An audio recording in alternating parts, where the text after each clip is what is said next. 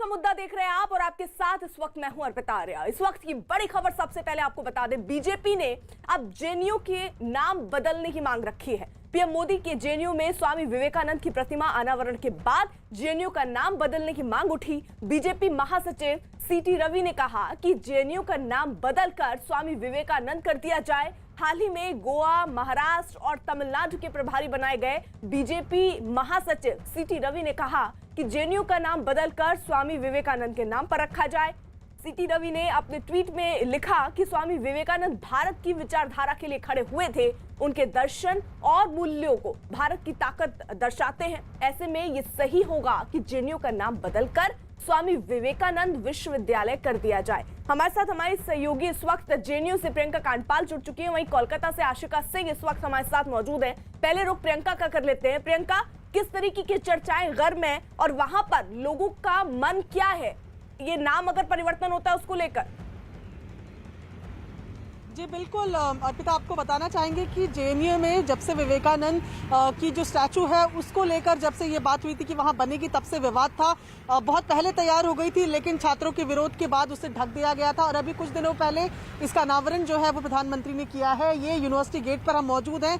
खास बात यह है कि जब यूनिवर्सिटी के नाम चेंज करने की बात सामने आ रही है तो तमाम जो स्टूडेंट यूनियंस है, चाहे वो जनुसू हो, चाहे एनएसयूआई हो, या फिर जिनको एबीवीपी जिनको बीजेपी की ही स्टूडेंट सेल कहा जाता है, उन सब का एक मत है कि यूनिवर्सिटी का जो नाम है वही नाम रहे, यानी कि जेएनयू के नाम में किसी तरीके का कोई परिवर्तन स्टूडेंट्स नहीं चाहते हैं। लेफ्ट स्टूडेंट्स ने आरोप लगाया है कि हेडलाइन मैनेजमेंट कर रही है बीजेपी। इस तरीके के जो वाक्य हैं ये बोल के, इस तरीके के बयान देकर उनका कहना है कि इतना ही शौक अगर बीजेपी को नाम बदलने का है तो वो अपनी रूलिंग स्टेट्स में इस तरीके की यूनिवर्सिटीज बनाए और अपने हिसाब से उनके नाम दे। ये यूनिवर्सिटी का जो नाम है वो जेएनयू ही रहेगा। तो साफ तौर पर जो तमाम स्टूडेंट यूनियन है वो सब इस मामले पर एक मत नजर आ रहे हैं कि जेएनयू का नाम जेएनयू ही रहे। जी अर्पिता। बिल्कुल प्रियंका, रही आप हमारे साथ। आरजेडी नेता मनोज झा ने बीजेपी की इस मांग पर वार करते हुए कहा कि बीजेपी ऐसी मांग विवाद पैदा करने के लिए करती है।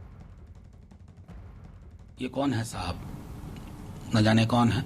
उनको पता होगा कि ये बोलेंगे तो ये मुद्दा बनेगा, इस पर क्रिया प्रतिक्रिया आएगी। जवाहरलाल नेहरू और स्वामी विवेकानंद को समझना है ना तो डिस्कवरी ऑफ इंडिया पढ़ लीजिए। पढ़ते नहीं हैं आप लोग, पढ़ भी नहीं सकते, आपकी समझ ही नहीं उतनी।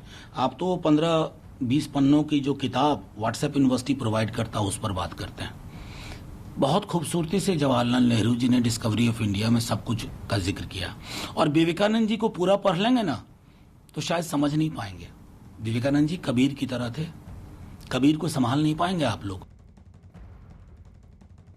आशिका, अब इस पूरे मामले पर देखिए राजनीति भी शुरू हो गई और मनोज झा तो कह रहे हैं कौन है सीटी रवि?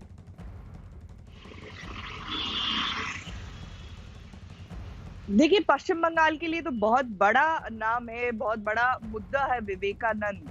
जब भी प्रधानमंत्री आते हैं, गृह मंत्री आते हैं, विवेकानंद से जुड़े हुई जो जगह है, चाहे दक्षिणेश्वर मंदिर हो, चाहे फिर बेलूर मठ हो, वहां पर जरूर जाते हैं। आने वाले चुनाव में बहुत बड़ा मुद्दा होगा ये। भले ही दिल्ली की जेएनयू यूनिवर्सिटी की बात हो रही है, लेकिन कोलकाता या पश्चिम बंगाल के लिए भी ये बड़ा मुद्दा होगा। टीएमसी की तरफ से जाहिर तौर पर मुखालफत की जाएगी। ये जो बीजेपी की मांग है इसकी पर फिलहाल जो है इसको लेकर भी पश्चिम बंगाल की राजनीति भी गर्मा सकती है। बिल्कुल, यानी जिस तरीके से अब नाम बदलने की बात सामने आ रही है, सीटी रवि ने जिस तरीके की बात कही है, उसके बाद देखिए राजनीति भी शुरू हो चुकी है। बंगाल चुनाव होने हैं और ऐसे में ये क्या मुद्दा वहां पर भी हो सकता है, वो उस पर भी हम आशिका से बात करेंगे, चर्चा करेंगे। प्रियंका हमारे साथ बनी हुई है। प्रियंका, अगर कोई स्टूडेंट आपको नजर आ रहा हो, उनसे अगर आप बात कर पाए तो एक बार कोशिश कीजिएगा। जी अभी अर्पिता, क्योंकि हम गेट के बाहर हैं तो स्टूडेंट्स दिख नहीं रहे हैं। जो स्टूडेंट्स हैं वो गेट के अंदर है, फिलहाल वहां पर नहीं जा सकते। लेकिन विवेकानंद स्टैचू से क्योंकि ये पूरा मामला शुरू हुआ तो यहाँ पर ये बताना चाहेंगे कि जब विवेकानंद स्टैचू बनकर यहाँ पर लाई थी तो लेफ्ट स्टूडेंट्स का बहुत विरोध देखने को मिला था। उनका कहना था कि बीजेपी अपना साफ्रिनिज्म जो है उसको यहाँ थोप रही है जेएनयू के स्टूडेंट्स पे, उसको लेकर बहुत ज्यादा विवाद हुआ था और उसके बाद इस मूर्ति को ढक दिया गया था। लंबे समय के बाद प्रधानमंत्री से इसका अनावरण करा के अब इस मूर्ति को खोला गया है, वो भी ऐसे समय में जब यूनिवर्सिटी में महज 1000 छात्र ही है, तकरीबन इतने ही छात्र हैं क्योंकि ज्यादातर छात्र फिलहाल बाहर हैं। और उसके बाद इस तरीके की कंट्रोवर्सी आना, तो लेफ्ट पार्टीज जो है, लेफ्ट स्टूडेंट पार्टीज जो है, उनका साफ तौर पर यह कहना है कि ये बीजेपी बिन बात इस चीज को शुरू कर रही है। ये यूनिवर्सिटी जवाहरलाल नेहरू के नाम पर है और छात्रों को उसी नाम से यहाँ पढ़ने दिया जाए, जबरदस्ती की जो राजनीति है वो इस पर ना थोपी जाए। लेकिन खास बात जो हम लगातार बता रहे हैं कि एबीवीपी की भी जो यूनिट है जेएनयू में, उनका भी समर्थन है, उनका भी जो बिल्कुल शुरुआती रिएक्शन आया है, तो उनका कहना है कि ऐसी कोई मांग हमने नहीं की कि यूनिवर्सिटी का नाम बदला जाए। जो यूनिवर्सिटी का नाम है जवाहरलाल नेहरू यूनिवर्सिटी, एबीवीपी भी उसी नाम के साथ है। ये बिल्कुल पहला रिएक्शन जो एबीवीपी की तरफ से आया है। लेकिन लेफ्ट पार्टीज की अगर बात करें, जुलूसों की अगर बात करें, तो सभी का ये कहना है कि बीजेपी हेडलाइन मैनेजमेंट कर रही है कि फिर से कैसे जेएनयू को खबरों में लाया जाए, कैसे उसको दोबारा से उससे अपना स्वार्थ साधा जाए। इस वजह से ये नई कंट्रोवर्सी पैदा की गई है। जी अर्पिता। ठीक है प्रियंका, रही आप हमारे साथ। देखिए, बीजेपी नेता आरपी सिंह ने दावा किया इस बीच कि देश में कई लोग ऐसा मानते हैं कि जेएनयू का नाम बदल दिया जाए। कई लोग ऐसा मानते होंगे कि जेएनयू का नाम बदलकर स्वामी विवेकानंद जी के नाम पर रखना चाहिए। अब इसकी चिंता केंद्र सरकार करे, एचआरडी मिनिस्ट्री करे, या वहाँ के छात्र संघ और वहाँ के जो टीचर्स हैं इसकी बात करें, विषय रखें। परंतु ये विषय चला है, अच्छा विषय है, देखते हैं आगे कैसे जाकर इस बात पे बात बनती है।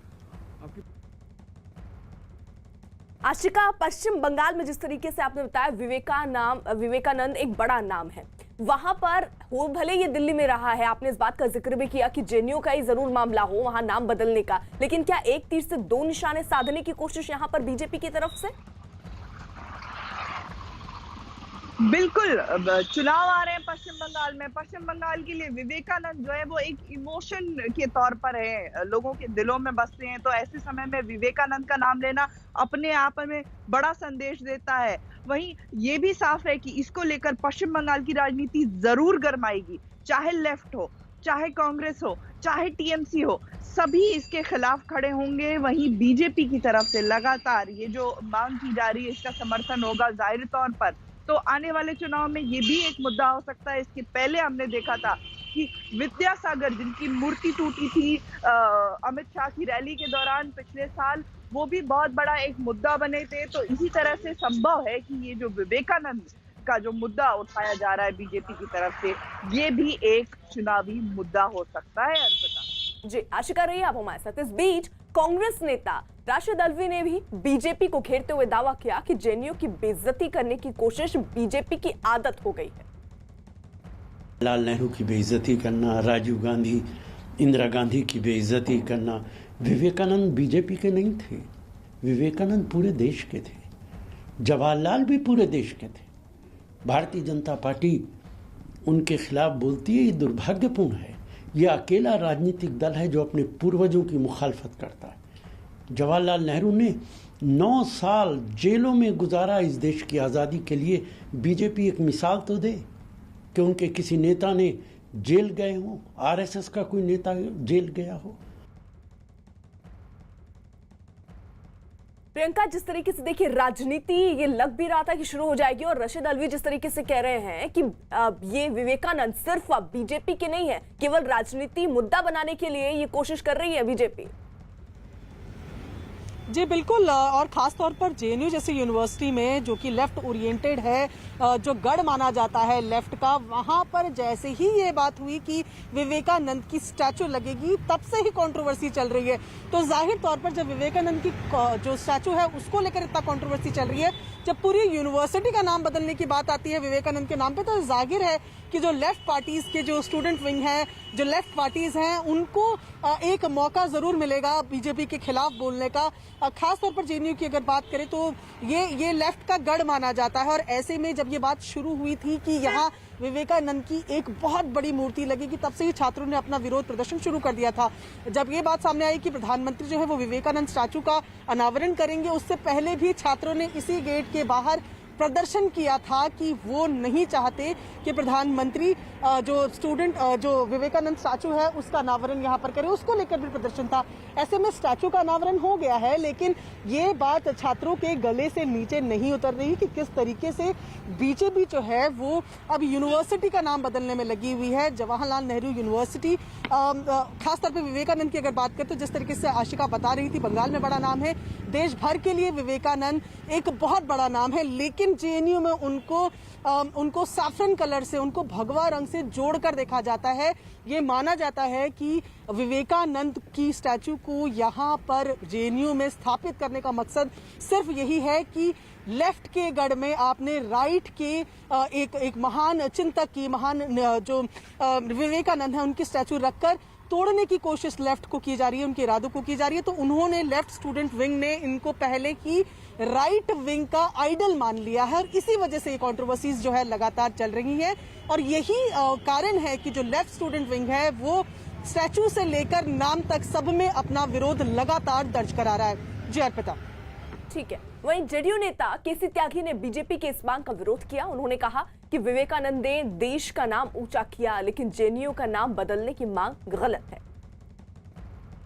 विवेकानंद जी भारतीय आध्यात्म के आध्यात्मिक गुरु हैं, जिन्होंने भारत का नाम पूरे विश्व में ऊंचा किया है, लेकिन विश्वविद्यालय का नाम बदले जाने के हम विरुद्ध हैं। तो अब एक बड़ा मुद्दा ये बनता हुआ नजर आ रहा है। दरअसल देखिए, बीजेपी महासचिव जो हैं सीटी रवि, उन्होंने इस बात का जिक्र किया कि जेएनयू का नाम जो है वो बदल दिया जाए और नाम बदलकर स्वामी विवेकानंद पर रखा जाए। ऐसे में आपको बता दें, देखिए बंगाल चुनाव होने वाले हैं, विवेकानंद वहां पर एक बड़ा नाम है, उनको साधने की कोशिश यहाँ पर एक तीर से दो निशाने बीजेपी की तरफ से हो सकते हैं। हमारे साथ एनएसयूआई के मेंबर सनी इस वक्त जुड़ चुके हैं। मेरा पहला सवाल आपसे ये कि जो ये नाम बदलने की बात सामने आ रही है, इसको किस तरीके से देख रहे हैं आप लोग? जी नमस्कार। पहले तो ये जो नाम बदलने की जो राजनीति कर रहे हैं, हम तो ये गुजारिश करेंगे कि अगर जेएनयू को आज बनने में 50 साल लगे हैं, जेएनयू अपना 50 साल मना रहा था साल, और उसके नाम बदलने की बात कर रहे हैं, हम तो चाहते हैं कि जेएनयू जैसी यूनिवर्सिटी जहां पर गरीब दलित हम जैसे बच्चे आके पढ़ सकें, हर प्रदेश में होनी चाहिए। और सीटी रवि जी और बीजेपी के अन्य नेता जितने भी हैं, उन्हें सच में यूनिवर्सिटियों से प्यार है, तो बनाए एक ऐसी सस्ती यूनिवर्सिटी जहां पर बच्चे आके पढ़ सकें। आप विवेकानंद के नाम पर एक यूनिवर्सिटी बनाना चाहते हैं, एक नहीं 50 बनाए, लेकिन एक यूनिवर्सिटी जो पहले से साउथ एशिया में नंबर 1 यूनिवर्सिटी, आप उसका नाम बदलना चाहते हैं और विवेकानंद के नाम पर रखना चाहते हैं। पहले तो ये विवेकानंद के नाम की तौहीन है कि एक पुरानी यूनिवर्सिटी का नाम बदल के नया रखा जा रहा है। आप नई बनाइए ना, पहला। दूसरा कि जिनके खुद के कोई आइडल नहीं है, खुद के कोई इतिहास में नाम नहीं है, जिस पार्टी का आरएसएस का, वो नए नए नाम तलाशती है, कभी पटेल के साथ तलाशती है, कभी विवेकानंद के साथ तलाशती है। असल बात यह है कि इनके पास कोई नेता नहीं है और सुर्खियां बटोरने के लिए इनके पास में यही होता है कि ट्विटर पर लिख देंगे, सुर्खियां बदलती रहती हैं। हर 6 महीने में इनको एक बार जेएनयू, एक बार पाकिस्तान, एक बार मुसलमान, मोदी जी की फोटो, यही चलाना होता है। किसान पिछले 2 महीने से पंजाब के अन्नदाता विरोध कर रहे हैं, सड़कें जाम पड़ी हैं, वहां पर पटरियां जाम पड़ी हैं, उस पर सुर्खियां नहीं बनेंगी। एक छात्रा ने छात्रवृत्ति ना मिलने की वजह से दिल्ली में सुसाइड कर लिया, उस पर सुर्खियां नहीं बनेंगी। सुर्खियां ये बनाते हैं उन चीजों पे जिसकी कोई रेलेवेंस नहीं है। आपको जो नाम बदलना है बदल लो, पर क्या उससे आप जेएनयू के जो विरोध करने का तरीका है, लोकतंत्र के बात करने का तरीका है, उसे बदल पाओगे? जो गरीबों की बात जेएनयू के छात्र करते हैं, जो हमारे हर जगह पर जो जेएनयू के छात्र पहुंचे हुए हैं, आपके ऑफिस में भी होंगे, जो उनके दिलों में गरीबों के लिए, उस देश के लिए जो लड़ने की ललक है, क्या उसे बदल पाओगे? ठीक है सनी, बहुत बहुत शुक्रिया आपका हमारे साथ जुड़ने के लिए। और इस वक्त की बड़ी खबर जिस तरीके से हम बता रहे, बीजेपी ने अब जेएनयू का नाम बदलने की मांग रखी है। पीएम मोदी के जेएनयू में स्वामी विवेकानंद की प्रतिमा अनावरण के बाद जेएनयू का नाम बदलने की मांग उठी। बीजेपी महासचिव सीटी रवि ने कहा कि जेएनयू का नाम बदलकर स्वामी विवेकानंद कर दिया जाए। और हाल ही में आपको बता दें, गोवा, महाराष्ट्र और तमिलनाडु के प्रभारी बनाए गए बीजेपी महासचिव सीटी रवि ने कहा कि जेएनयू का नाम बदलकर स्वामी विवेकानंद के नाम पर रखा जाए। सीटी रवि ने अपने ट्वीट में लिखा कि स्वामी विवेकानंद भारत की विचारधारा के लिए खड़े हुए थे। उनके दर्शन और मूल्य भारत की ताकत को दर्शाते हैं। ऐसे में ये सही होगा कि जेएनयू का नाम बदलकर स्वामी विवेकानंद विश्वविद्यालय कर दिया जाए। प्रियंका हमारे साथ लगातार बनी हुई है, साथ ही साथ आशिका भी इस वक्त हमारे साथ है। प्रियंका, इस तरीके से जैसे सीटी रवि ने इस बात का जिक्र किया, कहीं और हलचल तेज है नाम बदलने को लेकर? बिल्कुल नहीं। यहाँ अगर खास तौर पर जेएनयू की, क्योंकि अभी हम लगातार बात कर रहे हैं, तो एडमिनिस्ट्रेशन की तरफ से इस बारे में कोई कमेंट नहीं आया है। लगातार हम सुबह से उनसे भी बात करने की कोशिश कर रहे हैं। जेएनयू स्टूडेंट यूनियन का कहना है कि वो तो विवेकानंद की स्टैचू से विरोध कर रहे हैं, कि ये पैर पसारने की कोशिश कर रही है बीजेपी जेएनयू में विवेकानंद के माध्यम से, ताकि एबीवीपी की जो विचारधारा है वो और प्रबल हो, ये कोशिश कर रही है। ऐसे में ऑपोजिशन लगातार बन रहा है। ये कहना भी गलत नहीं होगा कि ये विरोध जो है वो लगातार बढ़ता जाएगा अगर इसी तरीके से ये कंट्रोवर्सी आगे भी चलती रही, अर्पिता। लेकिन फिलहाल सारी स्टूडेंट विंग्स जो है वो साथ नजर आ रही हैं, साथ खड़े हुए नजर आ रहे हैं। उनका कहना है कि जेएनयू का नाम जेएनयू ही रहेगा और यही स्टूडेंट्स चाहते हैं। जी अर्पिता। आशिका का भी रुख कर लेते हैं। आशिका, क्योंकि आप देखिए कोलकाता में हैं और वहां पर विवेकानंद एक बड़े नाम और बहुत सेंटिमेंट से लोग उनसे जुड़े हुए हैं। वहां पर जो बीजेपी कार्यकर्ता है, इस तरीके की बात सीटी राव ने अगर कही है, तो वहां के कार्यकर्ताओं में इसका क्या फर्क देखने को मिल रहा है? देखिए, फिलहाल तो क्योंकि अभी अभी ये ट्वीट हुआ है, कंट्रोवर्सी की शुरुआत हुई है, आगे पश्चिम बंगाल की राजनीति गर्मा सकती है इसको लेकर के जाहिर तौर पर। लेकिन ये भी देखने की बात है कि विवेकानंद जो सेंटिमेंट से आशिका, मैं जुड़े आपको हुए यहाँ पर रोक रही हूँ। इस बीच हमारे साथ शिवम चौरसिया एबीवीपी के जुड़ चुके हैं। शिवम, सबसे पहले मेरा ये सवाल कि आखिरकार ये जो नाम परिवर्तन की बात सामने आ रही है, कुछ छात्र ऐसे भी हैं जो नहीं चाहते कि नाम परिवर्तन हो, आप लोगों का क्या कहना है? जी बिल्कुल। देखिए, हम लोग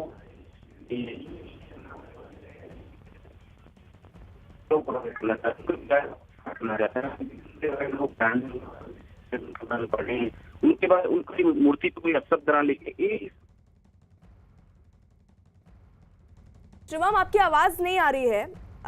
मेरी आवाज आप तक पहुंच रही है? मुझे शिवम? हाँ जी, आपकी आवाज आ रही है मुझे। ठीक है शिवम, आप अपनी बात रखिए आप। जी जी। देखिए, हम यही कहना चाहते हैं कि जो नाम यूनिवर्सिटी का है उनको कोई जो यूनिवर्सिटी का नाम है वही रहना चाहिए।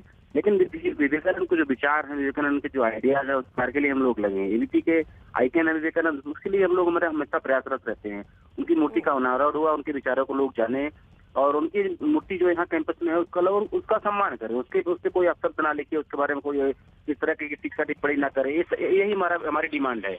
और हमारी डिमांड हमारे एजेंडे में ऐसा कुछ नहीं कि यूनिवर्सिटी का नाम को चेंज किया जाए, उसको और कुछ यूनिवर्सिटी के नाम से परिवर्तित किया जाए। तो ऐसा हमारा कोई एजेंडे में नहीं है। हम चाहते भी नहीं कि यूनिवर्सिटी का नाम परिवर्तित हो। हम यूनिवर्सिटी का नाम जो है वही चाहते हैं। जो यूनिवर्सिटी का नाम है आप वही चाहते हैं। लेकिन यहाँ पर एनएसयूआई के नेता इस वक्त, अब से थोड़ी देर पहले छात्र जुड़े थे, उन्होंने ये कहा कि भाई एबीवीपी अपना दबाव बना पाए इसलिए इस तरीके की राजनीति हो रही है। नहीं, बिल्कुल नहीं। इसमें एबीपी का कोई रोल नहीं। एबीपी का रोल इतना ही है कि विवेकानंद की स्टैच्यू स्थापित करने के लिए हम लोग बहुत लंबे 3-4 सालों से हमारा संघर्ष था, तो उसकी पूर्ति हुई। हम लोगों को खुशी यही है। हम लोग इसी बात को लेकर सेलिब्रेट कर रहे हैं। और नाम परिवर्तन को लेकर हमारा कोई स्टैंड नहीं है। हम चाहते भी नहीं कि नाम जो है वही रहे। यानी अगर ऐसा कोई प्रस्ताव आता है तो हम ये माने कि एबीवीपी उसका विरोध करेगी? बिल्कुल बिल्कुल।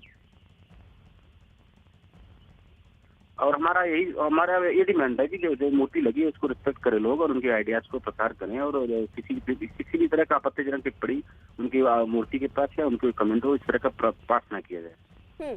ठीक है। लेकिन जब ऐसे स्वर जैसे सीटी राव बीजेपी से हैं, उन्होंने इस तरीके की बात कही, तो आप इसके पीछे वजह क्या देखते हैं? क्योंकि बंगाल में भी चुनाव होने हैं। बीजेपी का अपना स्टैंड है। बीजेपी को प्रवक्ता जो होंगे वो अपना क्लियर करेंगे। तो हम तो स्टूडेंट ऑर्गेनाइजेशन आरएसएस के हैं, हम तो उतना ही जान सकते हैं, अपना ही वर्जन रख सकते हैं। अच्छा, कॉलेज प्रशासन में ऐसी कोई हलचल आपने सुनी हो, किस तरीके की बातें वहां पर भी हो रही हो या इस पर विचार हो रहा हो?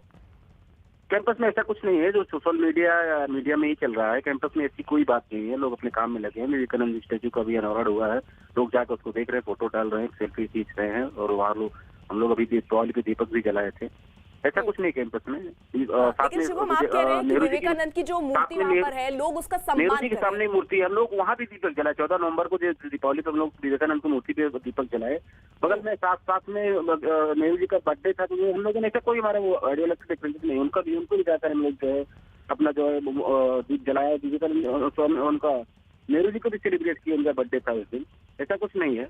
ठीक है शिवम, आप रहिए हमारे साथ। हमारी सहयोगी भी बनी हुई है प्रियंका, वो जेएनयू के बाहर इस वक्त मौजूद हैं। प्रियंका, देखिए शिवम चौरसिया एबीवीपी के नेता, वो ये कह रहे हैं कि अगर ऐसा कोई प्रस्ताव लाया जाता है नाम परिवर्तन का, तो उसका विरोध करेगी एबीवीपी।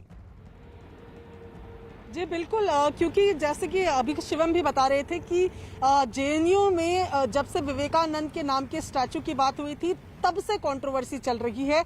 लेफ्ट स्टूडेंट्स ने इसका विरोध किया, प्रधानमंत्री के अनावरण से पहले गेट पर प्रोटेस्ट किया। अब ऐसे में अगर एबीवीपी ये कह रही है कि वो नाम परिवर्तन के हक में नहीं है तो ये एक बहुत बड़ी बात है, क्योंकि विवेकानंद को लेकर, विवेकानंद के स्टैचू को लेकर लंबा संघर्ष एबीवीपी ने यूनिवर्सिटी के अंदर किया है। क्योंकि जब ये मूर्ति लगी थी इसका कितना विरोध हुआ था, कई जगह कालिक पोती गई थी, कई जो बोर्ड्स थे वो उसको लेकर लगातार एबीवीपी ने आवाज उठाई थी। ऐसे में अगर एबीवीपी अब ये कहती है कि उनका मकसद सिर्फ विवेकानंद की स्टैचू तक ही था, उनकी शिक्षाएं जो है वो स्टूडेंट्स तक पहुंचे यही था, तो ये एक बड़ी बात है। क्योंकि एबीवीपी भले ही कहती हो कि वो सिर्फ आरएसएस की स्टूडेंट विंग है, लेकिन जुड़ाव तो बीजेपी के साथ ही उनका माना जाता है। ऐसे में अगर बीजेपी की शीर्ष नेता की तरफ से इस तरीके का बयान आ रहा है और एबीवीपी अगर इसके विरोध में है तो ये कहीं ना कहीं जेएनयू के स्टूडेंट विंग जो तमाम है, जो स्टूडेंट्स हैं, उनकी एकता को दिखाता है। जी अर्पिता। बिल्कुल, यानी प्रियंका, जिस तरीके से आपने जानकारी दी कि फिलहाल यहाँ एबीवीपी का जो स्टैंड दिख रहा है वो भी ये दिख रहा है कि नाम परिवर्तन नहीं होना चाहिए। मनोज झा क्या कह रहे हैं इस मुद्दे पर, वो सुन लेते हैं। ये कौन है साहब, न जाने कौन है, उनको पता होगा कि ये बोलेंगे तो ये मुद्दा बनेगा, इस पर क्रिया प्रतिक्रिया आएगी। जवाहरलाल नेहरू और स्वामी विवेकानंद को समझना है ना तो डिस्कवरी ऑफ इंडिया पढ़ लीजिए। पढ़ते नहीं हैं आप लोग, पढ़ भी नहीं सकते, आपकी समझ ही नहीं उतनी।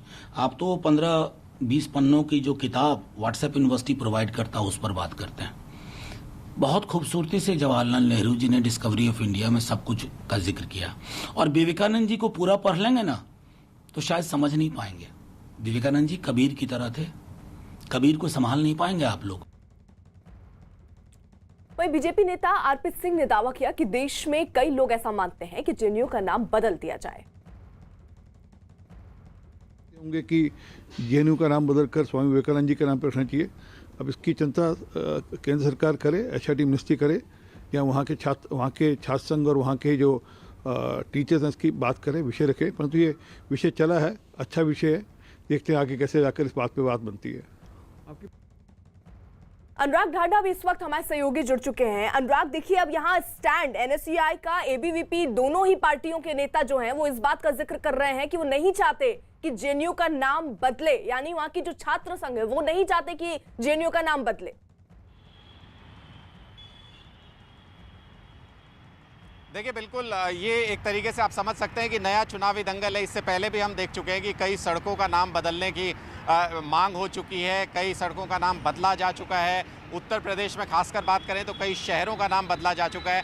लेकिन जो सबसे ज़्यादा जिसको कह सकते हैं कंटेजियस जो इशू है, जेएनयू को लेकर लगातार टकराव की स्थिति विपक्ष में और सरकार के बीच में रही है, और उसको लेकर के अगर ये पूरा का पूरा मामला आगे बढ़ता है तो आप अंदाज़ा लगा सकते हैं कि न सिर्फ स्टूडेंट यूनियंस के बीच में बल्कि मेन स्ट्रीम पॉलिटिकल पार्टीज़ के बीच में आने वाले दिनों में सबसे महत्वपूर्ण मुद्दा ये हो सकता है, क्योंकि ये एक पूरी की पूरी लाइन ऑफ पॉलिटिक्स को डिफाइन करता है। जेएनयू के समर्थन में जो विपक्ष के नेता लगातार खड़े रहे हैं, चाहे वो किसी भी मुद्दे पर हो, और जिस तरीके से उसको जो सरकार ने जिस तरीके से बार बार अपनी स्थिति साफ की है कि अगर आप जेएनयू में है, बेशक से आप किसी कॉलेज में वहाँ पर किसी कोर्स में एडमिशन लिया है तो वहाँ पर आपको पढ़ाई करनी होगी, और वहाँ पर जो राष्ट्र से संबंधित जितनी भी चीज़ें हैं, जितने प्रोग्राम्स हैं, उनमें इंडल्ज होना होगा। एंटी नेशनल एक्टिविटीज़ को वहाँ पर बिल्कुल मौका नहीं दिया जाएगा। ये पुलिस भी कई बार साफ कर चुकी है और कई मामलों में केस भी चल रहा है। तो इस लिहाज से अगर देखें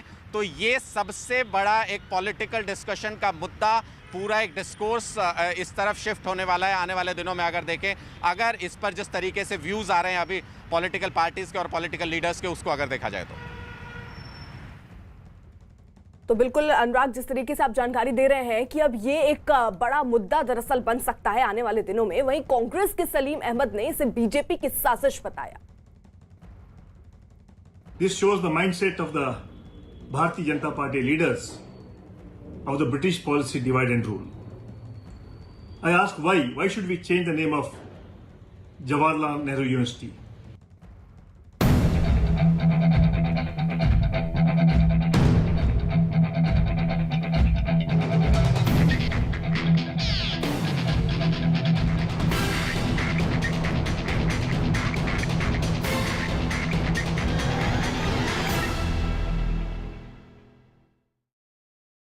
उत्तराखंड, हिमाचल प्रदेश और जम्मू कश्मीर के ज्यादातर हिस्सों में भारी बर्फबारी हो रही है। उत्तराखंड के केदारनाथ धाम में, बद्रीनाथ धाम में बर्फबारी से कई फीट तक बर्फ जम गई है, तो वहीं हिमाचल प्रदेश के चंबा और शिमला में भी दूर दूर तक बर्फ की मोटी चादर बिछी दिखी। जम्मू कश्मीर के श्रीनगर और गुलमर्ग में भी बर्फ पड़ी, जिससे वहां के लोगों के चेहरों पर खुशी दिखाई दी। हालांकि श्रीनगर जम्मू हाईवे पर लोगों को परेशानी का सामना करना पड़ा, जब हाईवे बंद होने की वजह से गाड़ियों की लंबी कतार लग गई। जम्मू कश्मीर के गुलमर्ग में भारी बर्फबारी से मकानों और सड़कों पर कई फीट मोटी बर्फ की परत जमा हो गई। वहां जहां तक दिख रहा था, बस दूर दूर तक बस बर्फ ही बर्फ नजर आ रही है। शायर ने क्या खूब कहा है, अगर फिरदौस बर्रोए ज़मीं अस्त, हमी अस्तो हमी अस्तो हमी अस्त। यानी अगर धरती पे कहीं जन्नत है, वो यही है, वो यही है, वो यही है। वजह यह है कि यहाँ हर तरफ से जन्नत के नज़ारे दिख रहे हैं। और इस वक्त हम गुलमर्ग में हैं, जो दुनिया का सबसे खूबसूरत एक टूरिस्ट डेस्टिनेशन है। और आप देख सकते हैं यहाँ पे बहुत ज़्यादा बर्फबारी हुई है और बर्फ़ में ढका है इस वक्त गुलमर्ग, और हर तरफ से यहाँ पे खूबसूरत मनाजिर देखने को मिल रहे हैं। अभी टूरिस्ट यहाँ पे आ रहे हैं, यहाँ पे एंजॉय कर रहे हैं। बाकी लोग जो हैं इन नज़ारों का यहाँ पे लुत्फ़ ले रहे हैं। हम कुछ लोगों से बात करेंगे जो इस वक्त यहाँ पे विजिट करने के लिए आए हैं और इस वक्त वो लुत्फ़अंदोज़ हो रहे हैं इन नज़ारों से। आप सबसे मैं बात करना चाहूँगा, गुलमर्ग आ गए, बहुत ज़बरदस्त बर्फबारी हुई, अभी धूप भी खिल गई, तो कैसा लग रहा है यहाँ के? बहुत अच्छा लग रहा है sir. It is a place you call as a heaven. जन्नत जिसको बोलते हैं वो ये है। आप विंटर हम I will request everyone to please visit Kashmir and visit Gulmarg and see the natural beauty of Kashmir. Right, अभी सुबह का समय है, आप निकले हैं और हर तरफ से यहाँ पे धूप खिली हुई है और इस वक्त नज़ारे हर तरफ से दिख रहे हैं। क्या एक्सपीरियंस है? Like we have been here in summers also, but visiting Gulmarg in winters is worth seeing. I will request each and every person to visit Kashmir, especially in winters. तो यहाँ पे ठंड बहुत ज़्यादा है। Yes, बहुत ज़्यादा ठंड है। But you are enjoying this? Yeah, a lot. आपसे भी मैं बात करूंगा। हालांकि बहुत ज़्यादा ठंड है, लेकिन उसके बावजूद भी आप ये नज़ारे देखना चाहते हैं। और यहाँ जब इंसान आता है तो लगता है कि दुनिया का सुकून वाला जो एरिया है वो यही है। Yes, exactly. Serene, like it is heaven. Actually, it is heaven. और winters में गुलमर्ग ज़्यादा अच्छा लगता है as compared to summers, because Kashmir की ब्यूटी शायद winters में ही है। तो yeah, everyone should visit.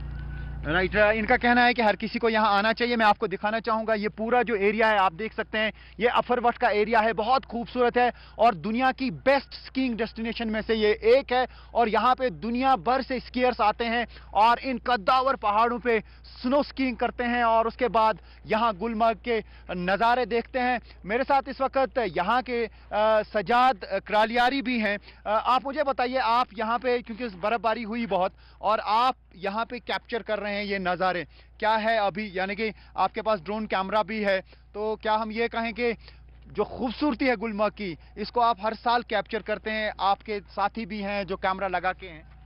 Actually कल यहाँ पे स्नोफॉल हो गया, परसों भी स्नोफॉल हो गया, ये अर्ली स्नोफॉल था और बहुत अच्छा लगा। और मैं ये नहीं चाहता हूँ कि मैं इस मौके को मिस कर लूँ।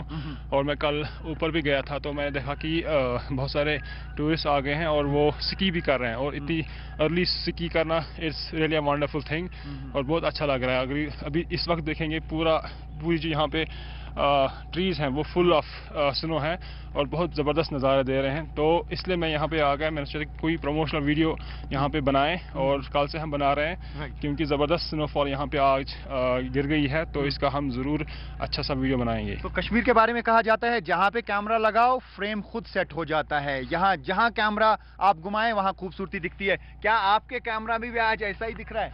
यस, डेफिनेटली हमने हर एक जगह यहाँ पे शूट किया और हम इसको जो बैटरी है जब भी लो होती है वापस जाते हैं हट में और उसको रिचार्ज करते हैं और वापस आते हैं और शूट करते हैं, क्योंकि यहाँ पे हमें मन नहीं करता कि हम वापस जाएं। ठंड बहुत है। ठंड भी बहुत है और ठंड का भी हम लुत्फ़ उठा रहे हैं, क्योंकि जब हम यहाँ पे काम कर रहे हैं, शूट कर रहे हैं, तो ठंड का हम महसूस नहीं कर रहे हैं। गुलमर्ग चूँकि दुनिया भर में मशहूर एक टूरिस्ट डेस्टिनेशन है, समर में बहुत ज़्यादा टूरिस्ट आते हैं यहाँ पे, लेकिन विंटर डेस्टिनेशन इस जैसी शायद ही कहीं पे है, दुनिया की बेस्ट डेस्टिनेशंस में से एक है। और जब यहाँ पे बर्फबारी के बाद धूप निकलती है तो उसके बाद ये भरपूर नज़ारे दिखते हैं और इंसान का मन करता है कि बस ये नज़ारे देखते रहें। जहाँ पे भी आपको होटल्स दिखेंगे, जहाँ हट्स दिखेंगी और हट्स के ऊपर भी जो बर्फ होती है वो भी देखते ही बनता है। और यहाँ पे नज़ारे पुरकैफ हैं और हर कोई यहाँ पे आना चाहता है। और यहाँ पे जो भी लोग आते हैं वो ये कहते हैं,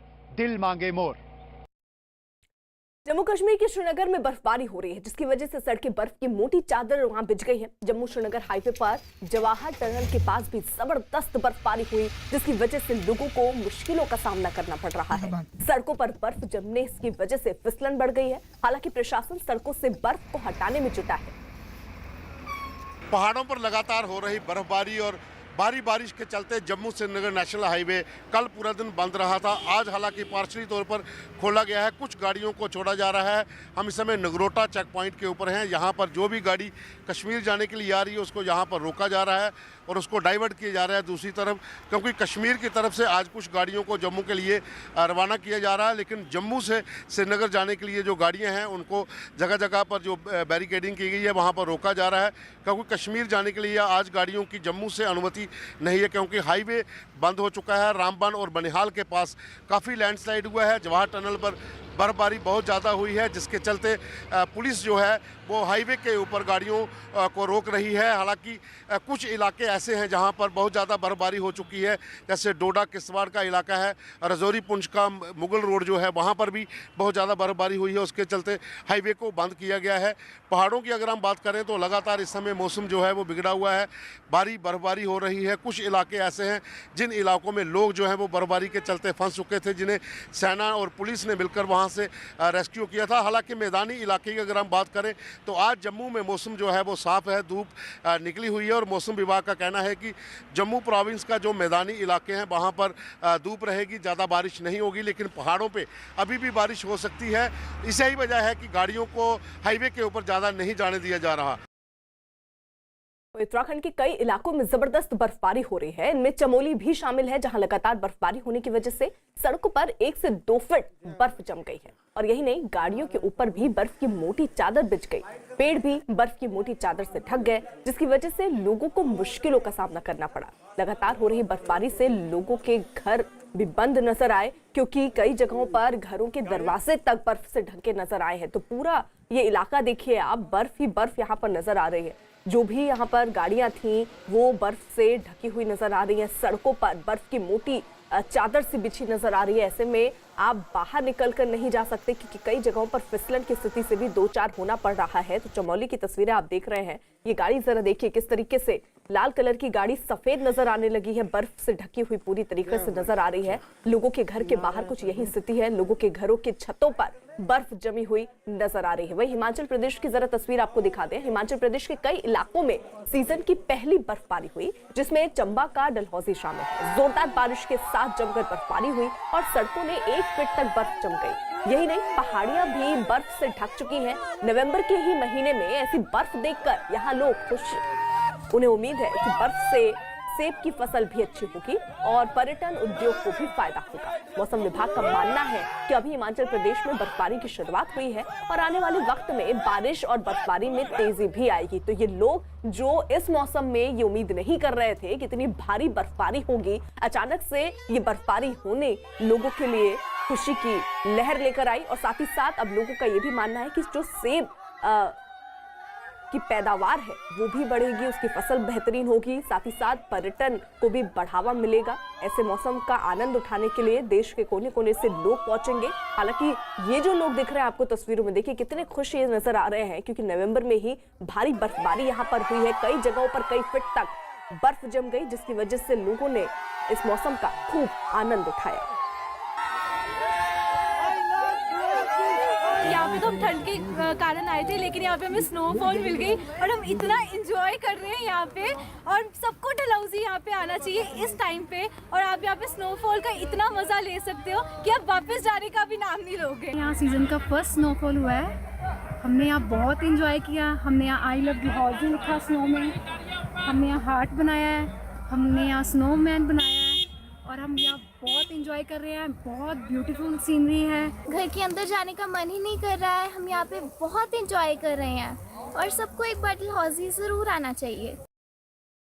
उत्तराखंड में केदारनाथ धाम में भारी बर्फबारी हो रही है। बर्फबारी की वजह से वहां गए श्रद्धालु कई जगहों पर फंसे हुए हैं। केदारनाथ धाम के कपाट तो बंद हो गए, लेकिन श्रद्धालु अब वहां बर्फबारी का आनंद उठा रहे हैं। वहां केदारनाथ धाम के आसपास 2 से 2.5 फीट तक बर्फ जम गई है, लेकिन इतनी भारी बर्फबारी के बीच भी लोग वहां नाचते गाते दिखाई दिए। लोगों का कहना है कि उन्हें उम्मीद ही नहीं थी कि इस वक्त उन्हें इतनी बर्फबारी देखने को मिलेगी, तो लोग इस बात से बेहद खुश नजर आए, इस मौसम का आनंद उठाते हुए नजर आए। चारों तरफ सफेद चादर सी बिछी हुई नजर आ रही है, पहाड़ों पर बर्फ नजर आ रही है। केदारनाथ धाम की आप तस्वीर देख रहे हैं, किस तरीके से बर्फबारी का आनंद वहां पर मौजूद लोग ले रहे हैं। सीटों को देखिए, जो लोगों के बैठने के लिए यहाँ पर लगाई गई थी, वहां पर भी बर्फ ही बर्फ जमी नजर आ रही है। तो इस नजारे को देखकर लोग बेहद खुश भी नजर आए, क्योंकि अमूमन इस मौसम में इतनी बर्फबारी नहीं होती है, लेकिन अचानक से ये बर्फबारी होना लोगों के लिए काफी खुशी पैदा करने वाली है।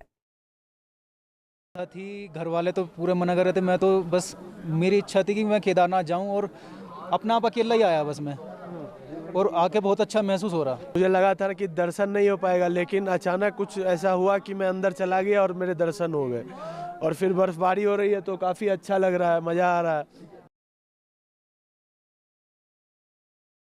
तो केदारनाथ की तस्वीरें आप देख रहे हैं। हालांकि जो लोग वहां पहुंचे हैं वो बेहद उत्साहित और खुश भी नजर आ रहे होंगे, जैसा कि आपने सुना उन्हें। वहीं कई जगहों पर भारी बर्फबारी अभी भी हो रही है। उधर यूपी के सीएम योगी आदित्यनाथ बद्रीनाथ पहुंच गए। केदारनाथ के बाद योगी आदित्यनाथ बद्रीनाथ पहुंचे हैं। उत्तराखंड के सीएम त्रिवेंद्र सिंह रावत भी उनके साथ मौजूद हैं। योगी आदित्यनाथ ने बद्रीनाथ में दर्शन किए और पूजा की।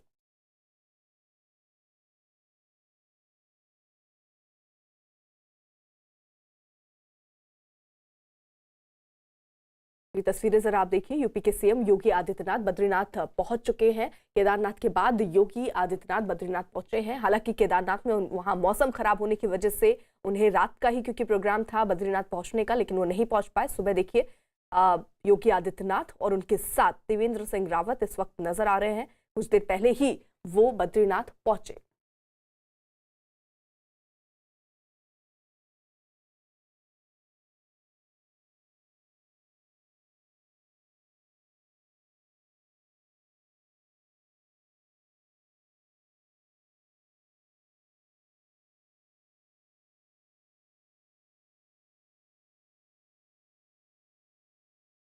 तो ये 2 तस्वीरें आपके सामने योगी आदित्यनाथ तस्वीरों में आपको नजर आ रहे हैं। थोड़ी देर पहले ही बद्रीनाथ धाम पहुंचे हैं। उनके साथ त्रिवेंद्र सिंह रावत भी मौजूद हैं। वहां पर पहुंचकर उन्होंने दर्शन किए हैं। और अब देखिए ये 2 तस्वीरें उस वक्त की। बद्रीनाथ धाम पहुंचे योगी आदित्यनाथ, उनके साथ त्रिवेंद्र सिंह रावत भी मौजूद हैं। हालांकि कल वो केदारनाथ में थे जहां उन्होंने पूजा अर्चना की, लेकिन क्योंकि आप देख रहे हैं अलग अलग जगहों पर बर्फबारी हो रही है, काफी तेज हवाएं चल रही हैं, जिसकी वजह से केदारनाथ में ही उनको रहना पड़ा था। कल रात में ही उन्हें बद्रीनाथ के लिए निकलना था, लेकिन ऐसा मुमकिन हो नहीं पाया। आज सुबह की तस्वीरें जब योगी आदित्यनाथ त्रिवेंद्र सिंह रावत के साथ यहां पर पहुंचे हैं। पूरा इंतजाम वहां पर किया गया था चाक चौबंद, क्योंकि योगी आदित्यनाथ और त्रिवेंद्र सिंह रावत वहां पर पहुंचने वाले थे। उसके लिए पूरे इंतजाम किए गए थे और साथ ही साथ वहां पहुंचकर उन्होंने पूजा अर्चना की।